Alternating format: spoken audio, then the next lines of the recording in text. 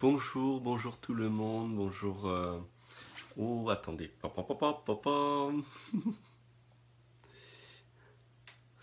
Voilà, oui, je recommence. Donc, bonjour, bonjour tout le monde. Bienvenue pour ce soir pour la méditation de- des jeudis. Comme d'habitude, le premier jeudi de chaque mois, je fais la méditation, je propose la méditation en live. Donc, soyez tous les bienvenus. Alors, excusez-moi, j'ai moins d'entrain que d'habitude. Je suis un petit peu physiquement fatigué. Intérieurement, tout va bien. Je suis heureux. Mais physiquement, je suis un peu plus tranquille que d'habitude encore.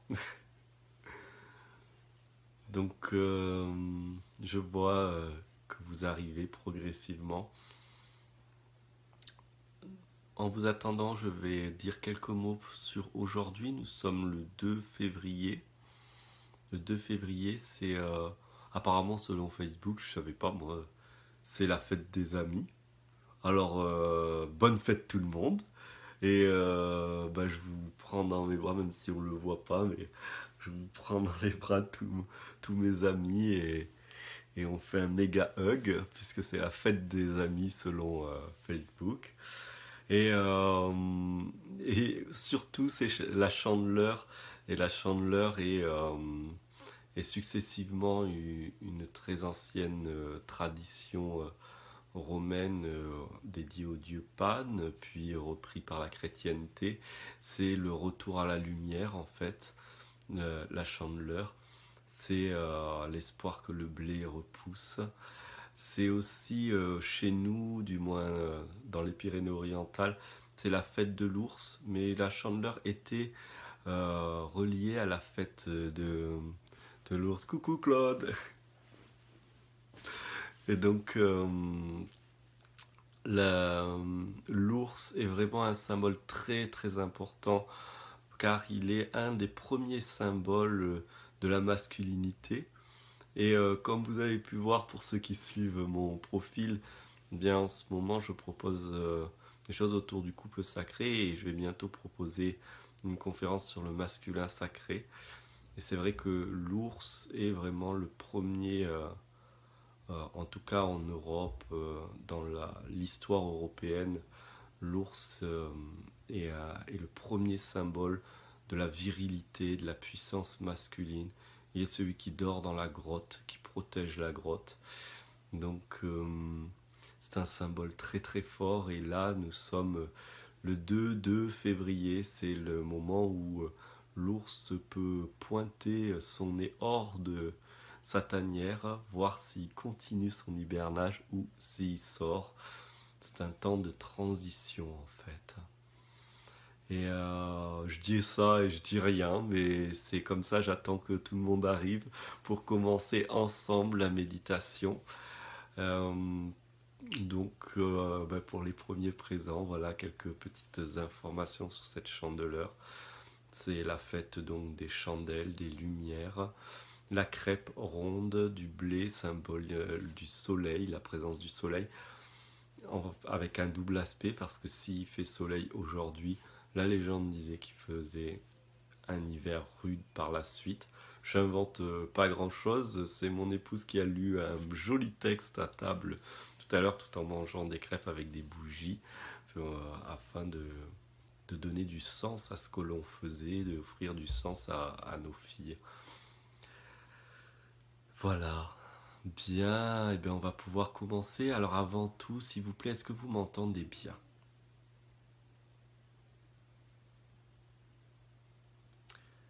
Moi, je vous vois. Est-ce que vous me voyez? Est-ce que surtout vous m'entendez? Ça c'est le truc le plus important. Que je parle pas dans le vide. Bon, c'est pas sûr qu'on m'entend. Je ne sais pas, c'est super. Ah, on entend. On entend. Du moins, si le yes m'est adressé. Alors, est-ce que vous m'entendez? Ah, tout va bien. Merci Laura. et bienvenue, bienvenue parmi nous. Eh bien, on va pouvoir commencer ensemble la méditation. Je vous propose simplement d'être tel que vous êtes. Il n'y a rien d'autre à faire au fond. Donc, vous êtes assis, juste être là, présent. C'est un cadeau que l'on s'offre. C'est un moment de paix. Je vous invite à poser tranquillement votre attention sur votre présence physique.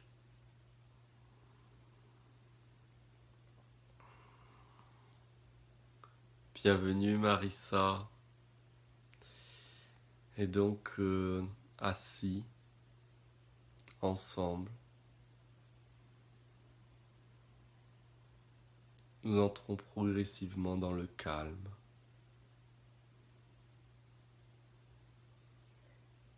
En faisant attention à notre présence physique.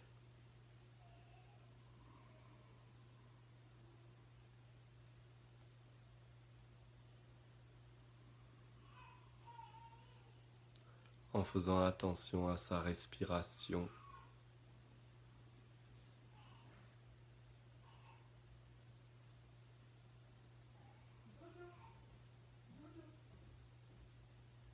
C'est un moment de grâce que vous vous offrez.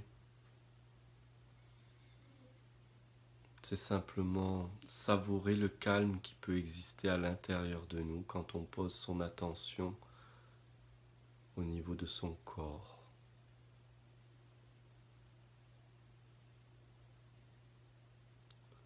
Notre corps est calme, notre ventre est calme, nos pieds sont calmes, nos mains sont calmes. Seulement notre agitation mentale nous donne l'impression qu'il n'y a pas de calme.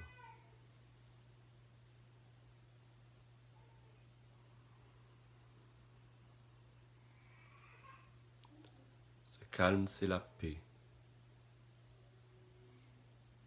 c'est la tranquillité.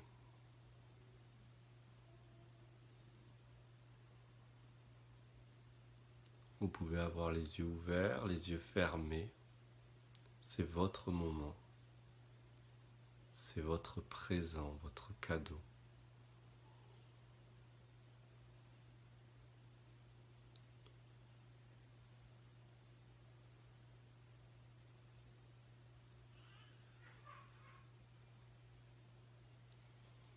Et ce soir, je vous invite à poser l'attention tout particulièrement sur la respiration, en commençant par l'inspire. Et prendre conscience que cet inspire, cet air qu'on inspire, est un air frais.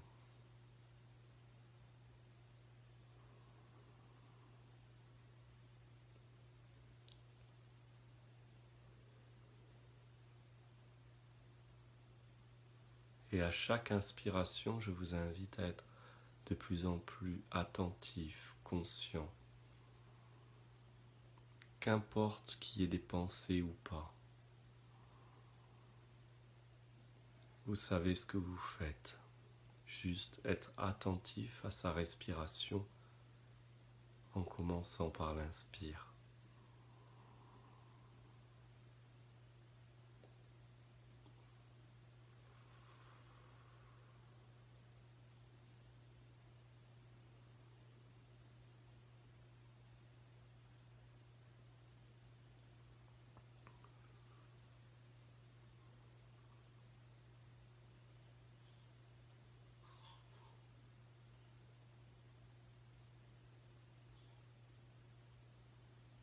Je me laisse découvrir mon inspiration. Et je peux m'apercevoir que plus je suis attentif à mon inspiration, plus mon corps est vitalisé.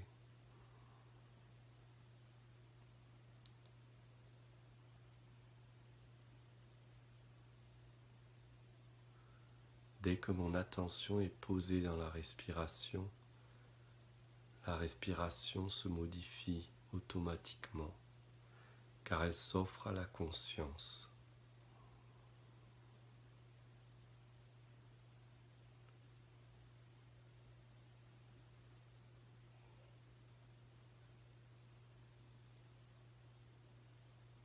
L'attention est un acte d'amour.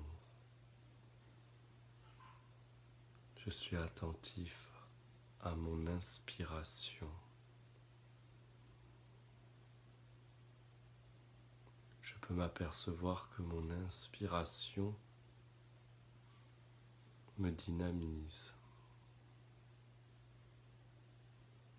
m'allège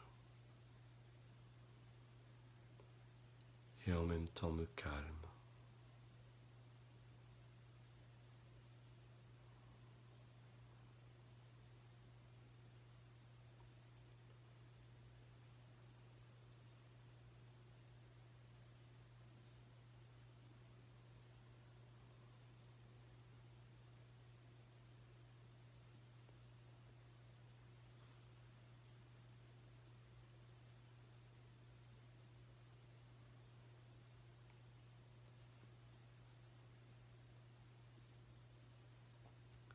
Tranquillement, quand je le sens, je vais laisser glisser mon attention sur l'expire.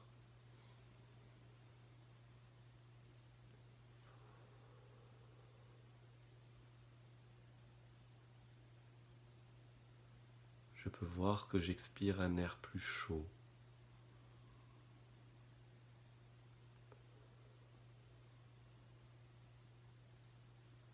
plus épais.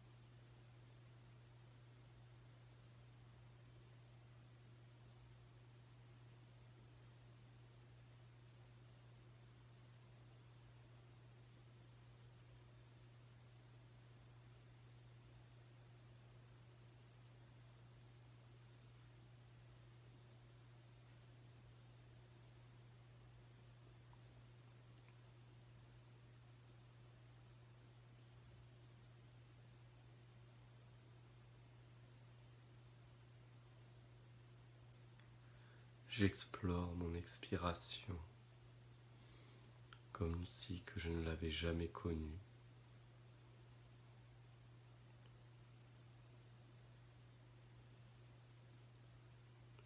Sans aucune attente, juste je vois.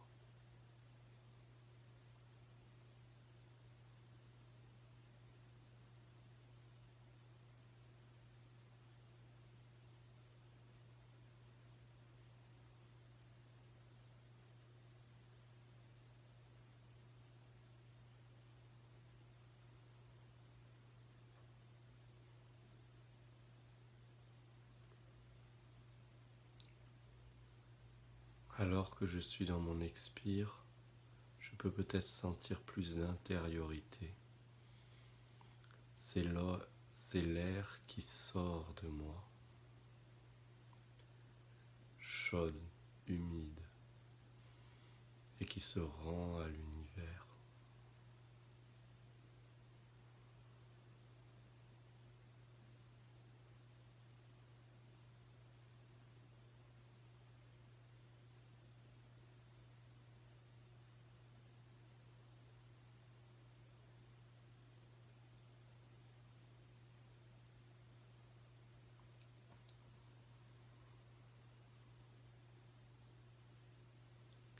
Maintenant que je peux être conscient de l'inspire, puis de l'expire, je vais me permettre de sentir le temps de transition qu'il y a après l'expire, avant l'inspire.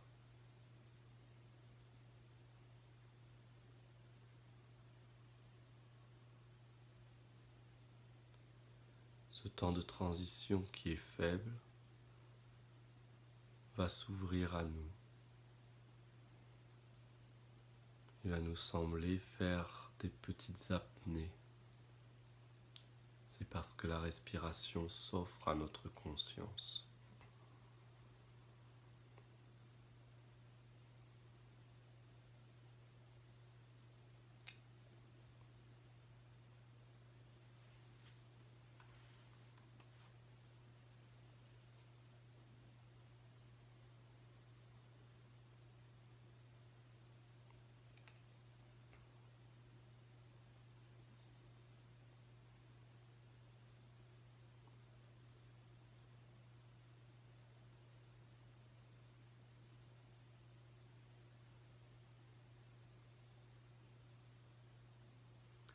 Laissez votre attention à la fin de l'expire être pleinement là dans ce temps de transition. Cela peut être comme une suspension, une apnée, un arrêt ou une sensation de bascule.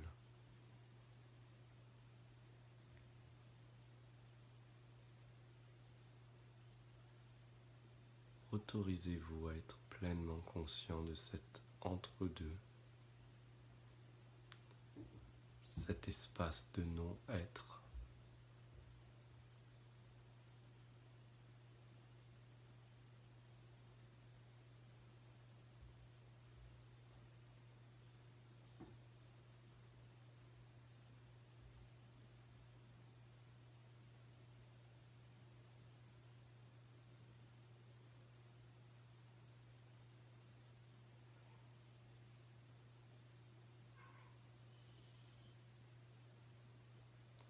La sensation est encore différente de l'inspire et l'expire.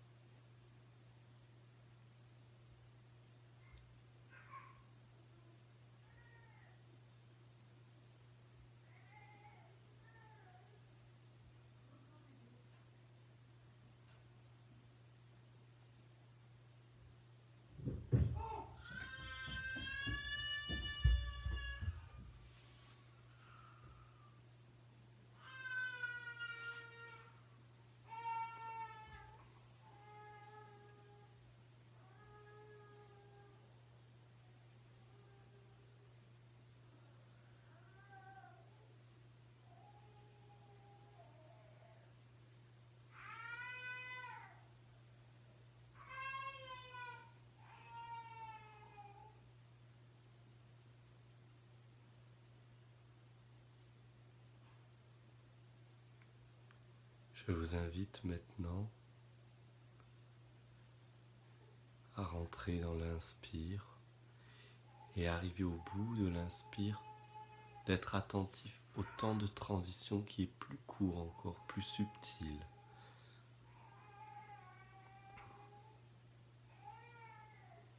Oui, c'est avec bébé la méditation. La vie est la vie, intérieure, extérieure, les cris intérieurs, extérieurs, tout n'est que perception. Invitez ces bébés dans votre respiration. Il n'est pas dissocié de la respiration.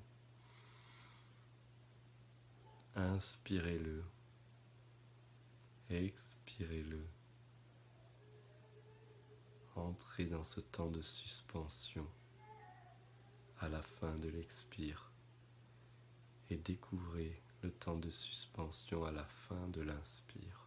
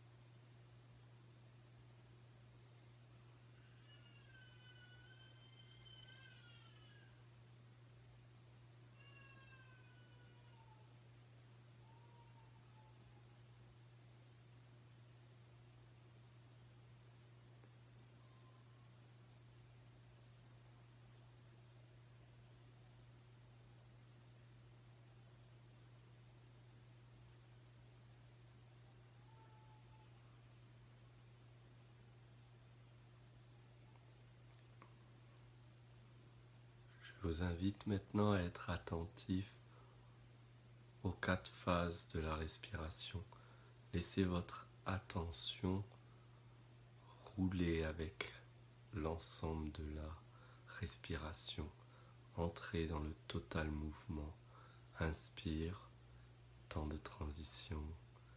Expire, temps de transition. Inspire. Soyez attentif. Soyez comme un spectateur qui se balade dans un musée. C'est le musée de votre propre respiration. Simplement permettez-vous de vous offrir ce cadeau, sans intention, sans attente.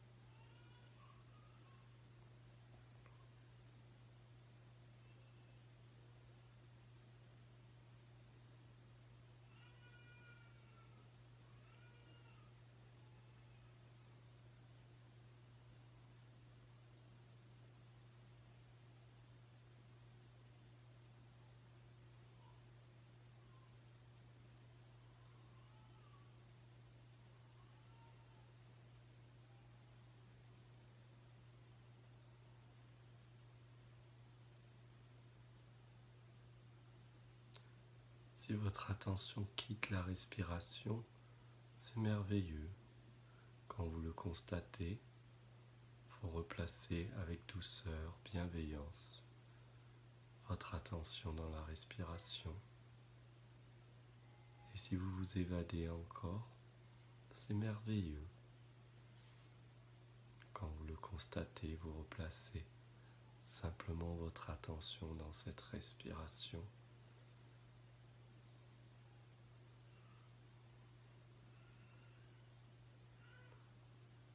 Dans cet éternel mouvement qui permet à cet organisme vivant d'être animé, solidaire.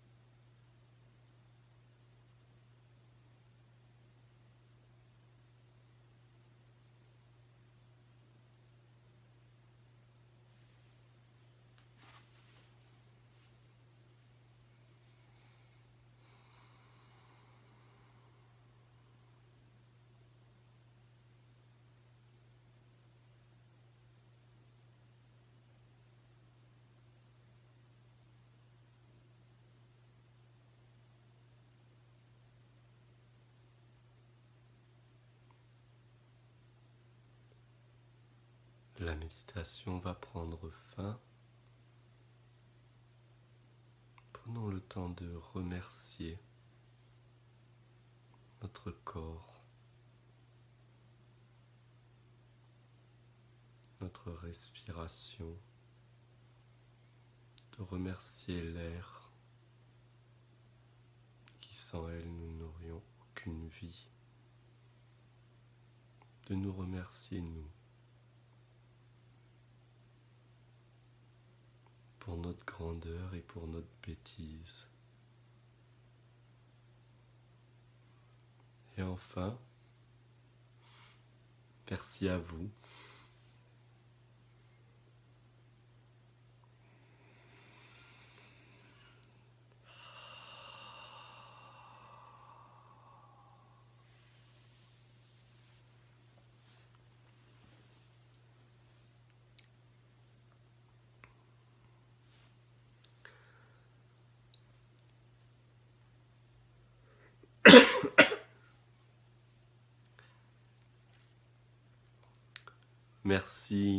Merci pour votre présence. Merci pour ce moment partagé ensemble.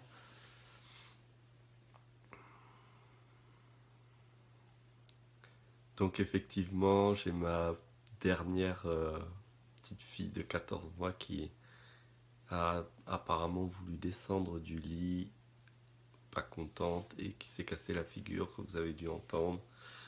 Mon épouse débouler les escaliers, lui disant je suis là, c'est rien. Et je trouve que je vis cette expérience assez régulièrement, du bébé qui crie, du parent qui déboule, à fond la caisse. Et je me dis toujours, nous autres humains si imparfaits, si peu capables d'aimer,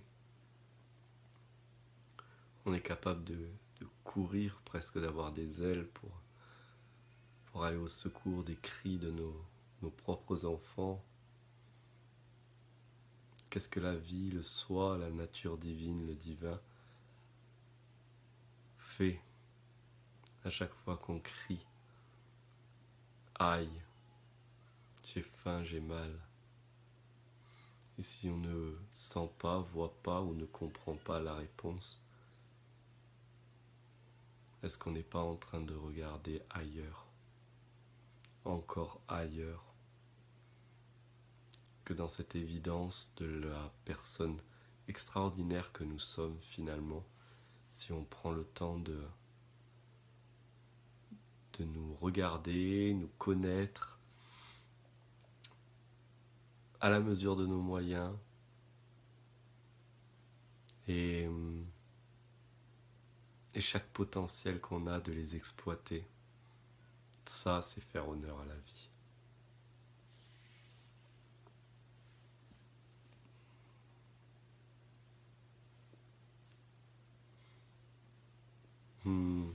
Merci Laura. Effectivement, plus on médite et plus ce genre de choses ne nous gêne plus. Bien sûr, si je ne savais pas que ma femme était là pour assurer derrière, vous m'auriez vu détaler à toute vitesse. Mais je savais que derrière, ça assurait. Bonjour Christelle. Donc vraiment, sincèrement, merci. Si vous avez quelques questions, remarques, quoi que ce soit, n'hésitez pas. Dès que vous écrivez quelque chose, ploum, ça apparaît. C'est un peu la magie du live Facebook, c'est que ça apparaît directement devant l'écran. C'est assez rigolo. On se voit avec des écritures dessus.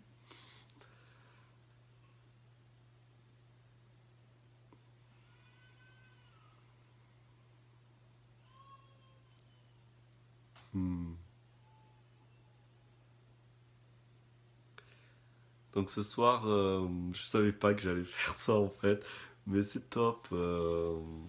Méditation sur la respiration. Pour moi, la respiration, c'est vraiment quelque chose d'important. C'est cette mécanique très particulière qui est la plus proche de,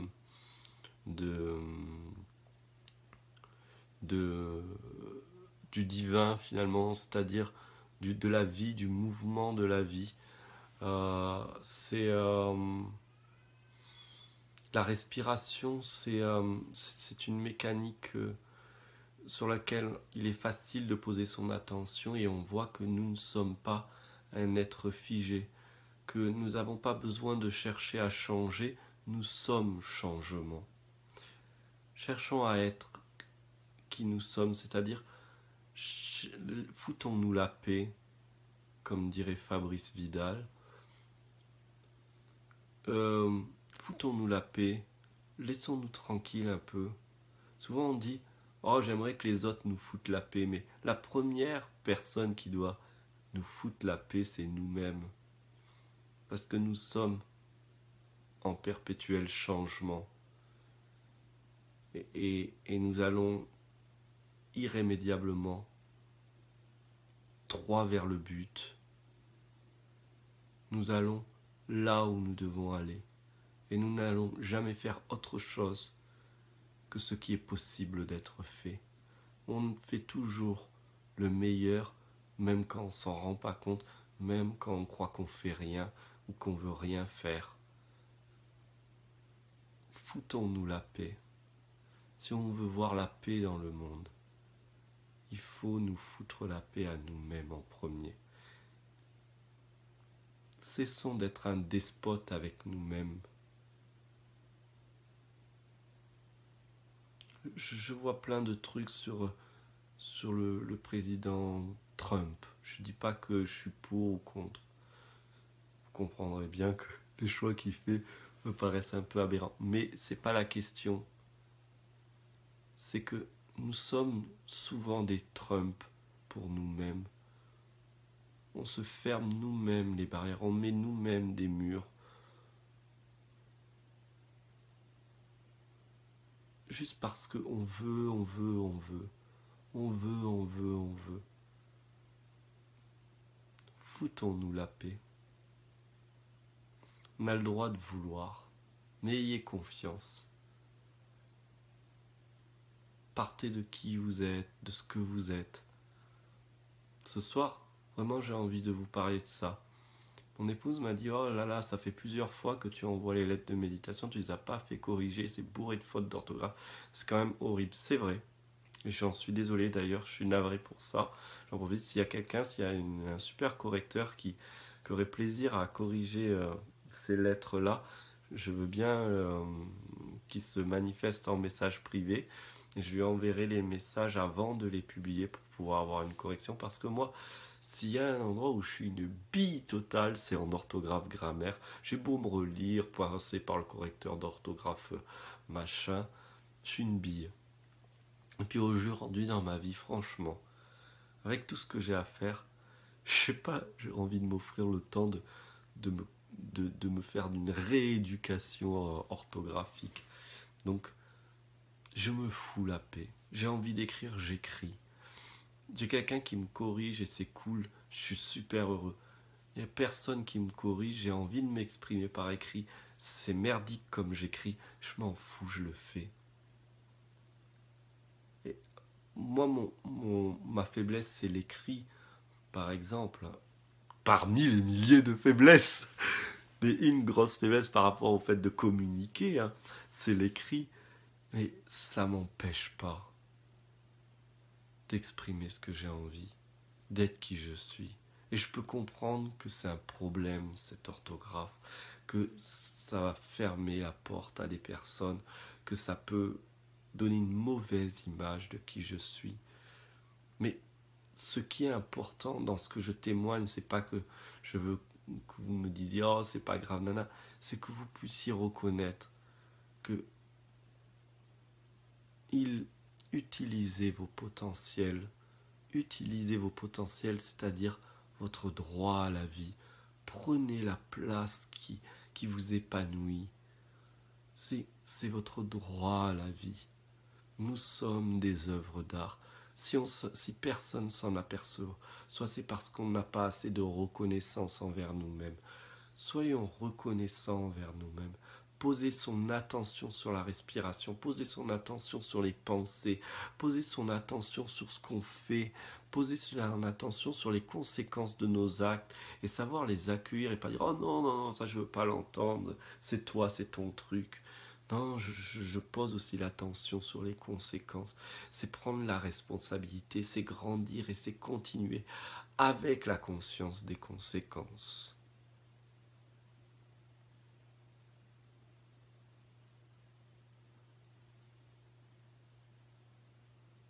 Soyons maintenant des adultes pour ce monde, c'est-à-dire des gens porteurs de paix.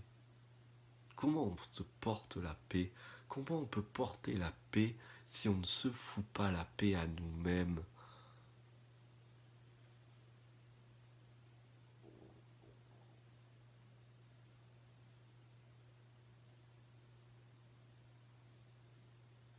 Se foutre la paix, c'est pas être cool, relax, tu sais, je me fous la paix. Se foutre la paix, c'est pleinement assumer qui nous sommes, nos envies. Si je suis quelqu'un de dynamique, speed, je suis dynamique, speed, et j'offre cette dynamique et ce speed au monde. Si je suis quelqu'un comme moi, qui parle lentement, qui met 2 ans pour faire quelque chose, qui met 3 jours pour réfléchir, mais c'est ok ça aussi. Parce que La Fontaine, il a dit dans son histoire que la tortue, elle avait gagné le lièvre. Donc, on peut gagner la partie. Gagner la partie, c'est pas gagner contre les autres. C'est se reconnaître. De quoi quelle est notre plus grande angoisse intérieure? C'est l'angoisse d'existence. C'est l'angoisse de reconnaissance. C'est-à-dire le sentiment d'exister. Parce que si j'existe pas, je suis mort pour mes cellules. Donc j'ai besoin d'exister. Quand je dis je, c'est Mathieu, c'est euh, c'est vous, c'est eux, c'est tout le monde.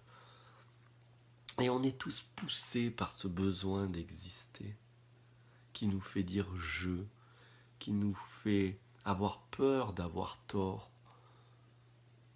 C'est légitime, c'est normal, parce que ça fragilise le sentiment d'exister. Et face à ça, posez l'attention sur vous-même. Posez l'attention sur votre respiration. Posez l'attention sur ce sentiment d'exister. Simplement, je vais proposer un exercice simple. Là, ce ne sera pas une longue méditation, ce sera quelques secondes, mais simplement, je m'assis là et je me dis intérieurement, une fois que je suis posé, une fois que je suis tranquille, que je me sens en état de méditation, je me dis, je suis, je suis. Et ce sentiment qui se soulève, ben j'en prends conscience. Je laisse mes 5 sens le découvrir pleinement.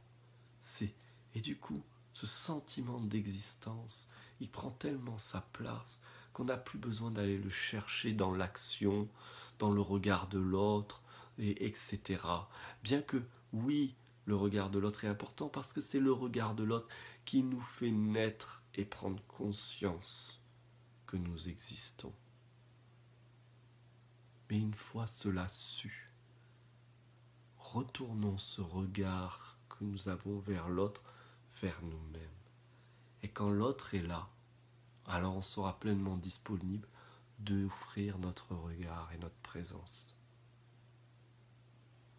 C'est un appel à la paix en fait. Foutons-nous la paix. Nous avons besoin, toutes nos motivations sont des besoins de survie et de vie, c'est-à-dire d'exister. Prenons le temps de sentir ce sentiment d'existence et ça va apaiser cette soif de se sentir exister. Nous avons besoin de nous sentir exister à travers 1001 actions parce que nous ne prenons pas le temps de nous reconnaître nous-mêmes.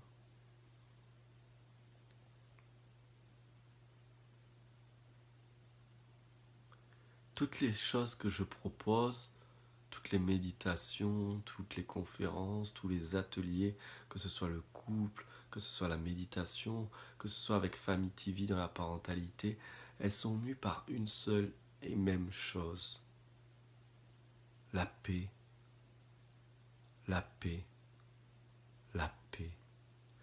Et la paix, ça ne peut pas tomber comme ça.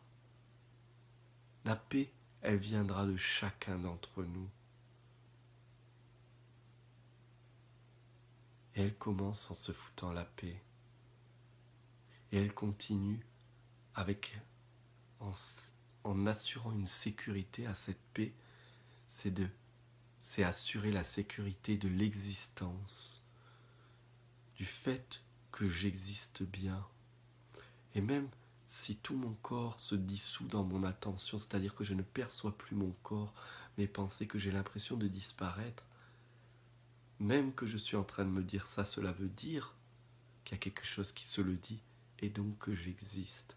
C'est-à-dire que j'existe même dans l'absence d'existence apparente.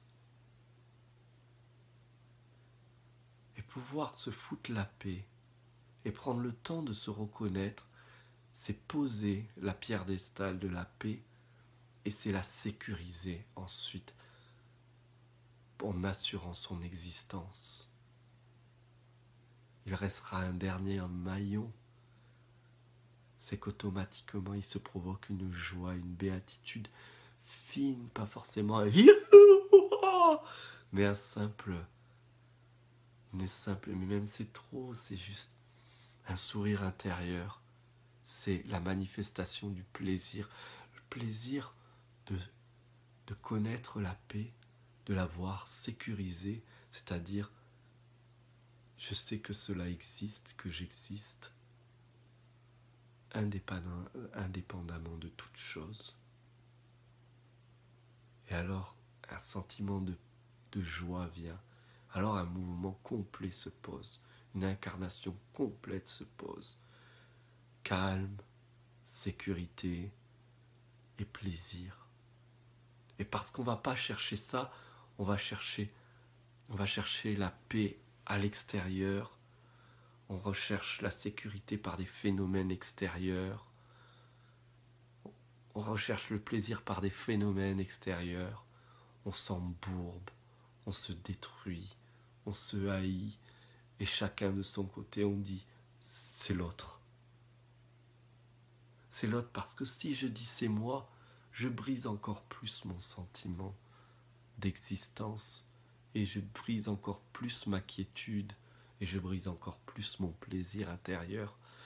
Et comme je ne sais pas comment les sentir tout le temps parce que je les cherche ailleurs qu'ici, eh bien, j'évite toute possibilité de les affaiblir. Alors quand je prends le temps de méditer, une méditation simple, comme ça, comme on a fait, ou comme vous pouvez voir dans les différents liens sur ma page YouTube, simple, sans fourniture, sans êtres de lumière, des choses comme ça. C'est pas que je dénigre ça, c'est pas qu'il n'y en a pas besoin, mais j'ai envie de dire, si je prends la définition de Dieu, qui veut dire diurne, qui veut dire jour, qui veut dire clarté, et si je prends les textes qui disent que le Dieu est omniscient, omnipotent, omniconscient, qu'il a tout créé, qu'il est tout, il n'y a rien à faire, tout est Dieu. Alors, je lâche prise, je me fous la paix. C'est le meilleur moyen d'être directement conscient du divin, puisqu'il est partout. Pourquoi aller chercher ailleurs? C'est simple en fait. C'est tellement simple que ça en devient stupide. Juste la paix. La paix. Et puis, de temps en temps,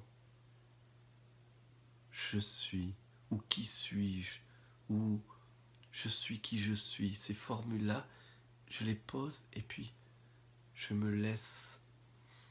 laisse mes 5 sens s'épanouir là. Et je te découvre que j'existe.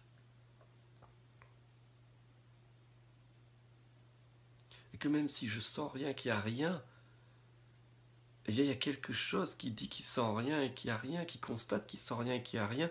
Ce quelque chose est la preuve que j'existe.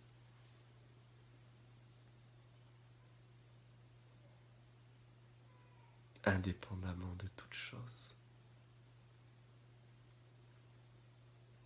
Dans le vide le plus complet, c'est-à-dire dans la paix la plus absolue.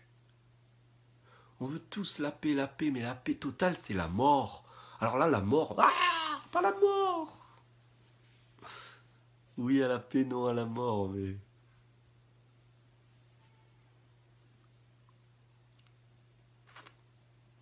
On existe. Et on ne cherche qu'à exister.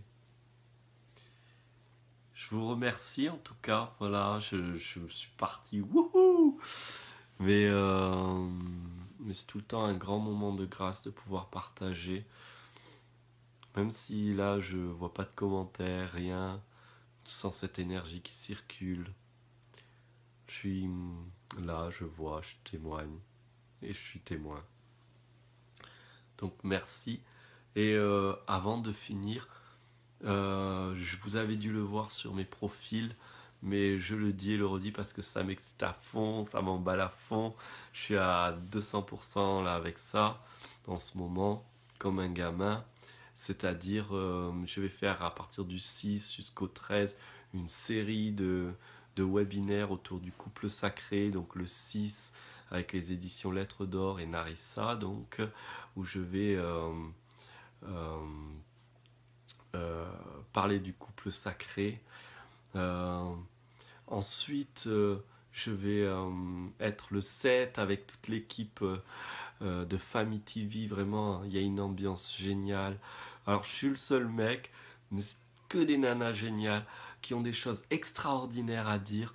Euh, il se trouve que la coïncidence fait que, bon, en même temps, la coïncidence, on est une semaine avant le 14 février, donc coïncidence, coïncidence. Le thème sera le couple, et comme là on est sur une chaîne de parentalité, il va y avoir des petites pépites, par exemple le couple et l'arrivée d'un enfant. Euh, le couple, peut-être qu'on aura un spécial 10 minutes sur le couple divorce. Le couple encore, on verra. Voilà, plusieurs petites pépites. On peut tourner jusqu'à 7 personnes, 7 fois, 7 pépites. Euh, voilà. Donc, et ensuite, je vous retrouve le 12 avec, sur le grand changement avec Florence. Et cette fois-ci, de nouveau sur le couple sacré, l'art de s'aimer, d'être aimé par soi-même d'abord et avant tout. Si vous me connaissez, vous comprendrez bien que je ne vais pas parler d'abord de technique pour avoir un mec ou une nana comme à la marabout ou à la loi d'attraction, mais d'abord d'être posé dans son propre couple intérieur, c'est-à-dire d'être en paix avec soi-même, de s'aimer vraiment. Et donc je vais proposer des outils concrets. En tout cas, je vais vous suggérer pendant les conférences des astuces concrètes.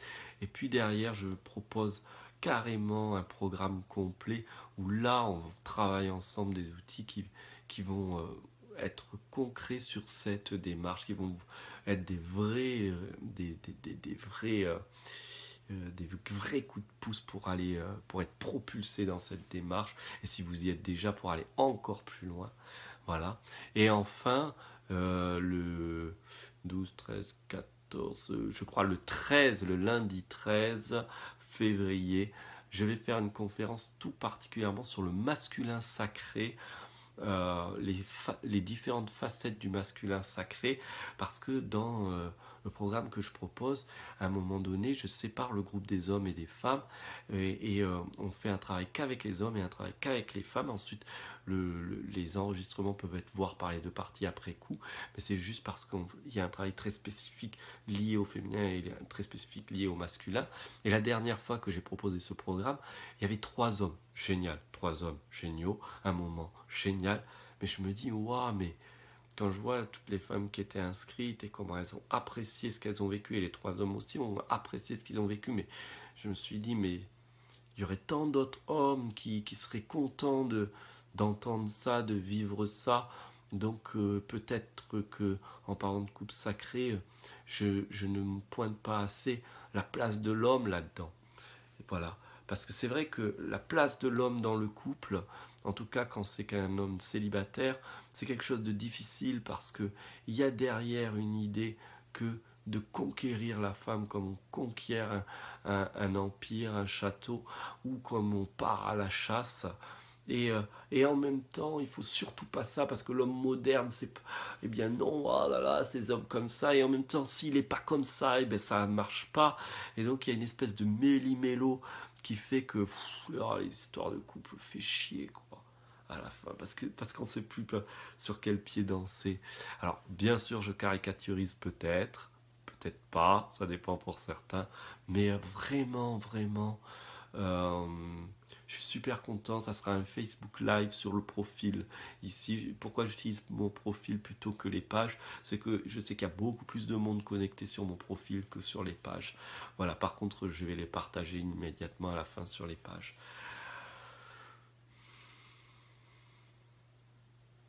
Alors, Laura, oui, il y a la page être aimé, virgule, le couple sacré. Sur mon profil, de toute façon, là, le dernier post, c'est ça, être aimé, le couple sacré. Tu cliques dessus, tu vas voir les différents liens. Et pour t'inscrire à la première conférence qui est gratuite, les conférences sont gratuites. Le programme ne l'est pas parce que le programme, c'est vraiment un cadeau que vous allez pouvoir garder à vie. Et voilà. Donc, je vous partage cet enthousiasme parce que je suis en plein dans ce flux en ce moment. Mais pour moi, tout est uni. Que je parle du couple, de la méditation, des enfants, ou de quoi que ce soit que vous me verrez apparaître, ou j'ai en tête de plus en plus de parler des choses autour de l'argent aussi, mais c'était toujours autour de cette même connexion importante. C'est la cause du malheur du monde n'est pas à cause d'un objet extérieur. Sincèrement, la cause du malheur du monde est parce qu'on ne se fout pas la paix, parce qu'on ne s'aime pas. Et comment peut-on propager l'amour, la paix, si nous ne sommes même pas capables de nous l'offrir à nous-mêmes? Et ça me fait bondir, excusez-moi, je suis parti, là, je pars et je suis le truc, mais ça me fait bondir sur un truc qui est très important pour moi. C'est dans le passé, il y a, je sais pas, peut-être que c'était en 2000, 2001, je me souviens que j'étais en méditation, je suivais des enseignements et un maître qui faisait des choses exceptionnelles au niveau spirituel, paranormal. Il était assez éblouissant. Et donc, il nous offrait des techniques très puissantes. Et je me disais, mais si je calcule bien là, et si je comprends bien tout ce que j'ai, tout ce qu'on m'a offert, en gros, je suis unifié à Dieu et je devrais marcher sur l'eau, multiplier les pains, aimer tout le monde. Pourquoi je suis dans la même merde qu'au départ? Ouais, un sentiment de bien-être intérieur, ok, mais quand je suis en relation, à l'époque, j'avais des difficultés de relation avec mon père, c'était pas mieux. Mais là où j'avais des problèmes, ça avait guère progressé. Je me disais, il est où le truc? Vous m'aidez pas? Je fais que c'est quoi? Et je me souviens que j'avais eu une réponse. Je dis, mais oui, oui, oui. Nous, c'est-à-dire Dieu, les anges, la lumière, les trucs, nous, on sait que tu nous aimes. Nous, on t'aime. Mais le maillon, il n'est pas fermé. Et c'est pour ça que ça fonctionne pas. Je dis, le maillon n'est pas fermé. Oui, tu nous aimes, on t'aime. Mais tu ne t'aimes pas. La boucle n'est pas bouclée. T'as, t'as le fil, t'as les perles, mais t'as pas bouclé la boucle. C'est comme un circuit électrique. T'as tout, oui, il y a tout. Oui, tout peut marcher, l'électricité et tout. Mais t'as pas mis l'interrupteur. L'interrupteur, c'est aime-toi. Moi j'ai cru, ah bon, ok, il faut que je m'aime, allez, je m'aime. J'ai cru que j'allais régler ça dans la semaine. Mais on est en 2017. Je l'ai pas réglé le problème. Je marche pas sur l'eau, je multiplie pas les pains et j'aime pas tout le monde tout le temps comme ça. Wahou! Donc, cet amour, s'il est inconditionnel et infini, il est sans fin. Et en fait, c'est un chemin, c'est une balade, c'est un voyage en fait. Aimer, c'est s'offrir le plus beau voyage. Entrer dans la connaissance de soi et la paix, c'est entrer dans le plus beau musée du monde. Et le plus beau musée du monde, c'est vous-même.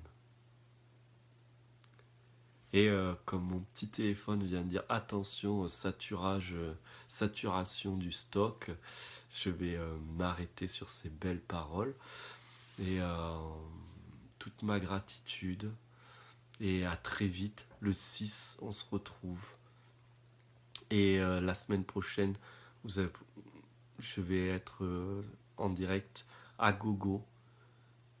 Même si les titres sont communs, je parle jamais tout à fait de la même manière, toujours de la même chose, mais avec vos questions, avec l'énergie, c'est toujours aussi d'autres facettes qu'on éclaire tous ensemble, que vous m'aidez aussi à éclairer.